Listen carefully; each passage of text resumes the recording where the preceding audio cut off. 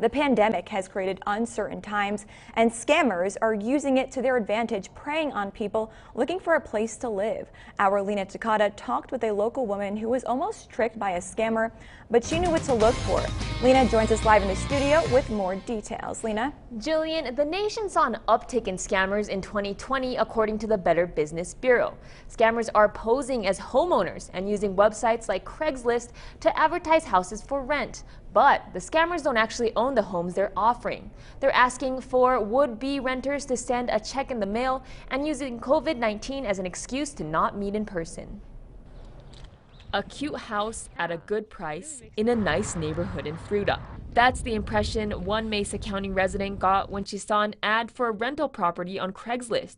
But something seemed off. Just like way overshared and had a ridiculous sob story. So she contacted who she presumed to be the homeowner to get more details on the house. He got back to me and it was like, okay, even more red flags, definitely scammy, but I did drive out to the property because they give an address. That's where she saw the for sale sign in the yard and obtained the contact information for the real owners of the house, confirming the rental ad was a scam. So like they covered their bases really well, like it was very borderline, and if I hadn't run into so many other people like scamming like for work, I probably wouldn't have caught it. Balot didn't fall for the scam because she knew what to look for, but not everyone is so lucky. And when the damage is done and money is sent, often it's too late to get those funds back. With it being a seller's market, it can be really difficult to find that perfect place. And so when you do find that perfect place, people may be too quick to jump on it. That's why one Fruita police officer says the best way to deal with these scams is to avoid falling for them in the first place. And he says there are red flags to look for.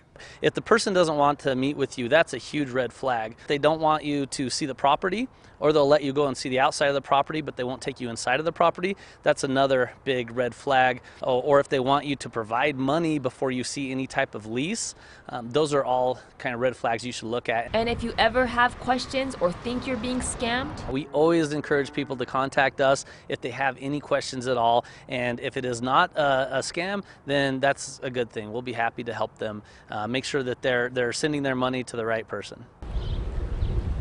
Jillian, one interesting thing about this scam in Fruita, Becca Malott says usually when she sees these types of scams, the email address on the rental listing is random numbers. But in this case, the scammer went as far as creating an entire email address using the actual names of the rental owners. Reporting live from the studio and first on the Western Slope, I'm Lena Takada, KREX 5 News. Jillian. Lena, thank you very much. We'll have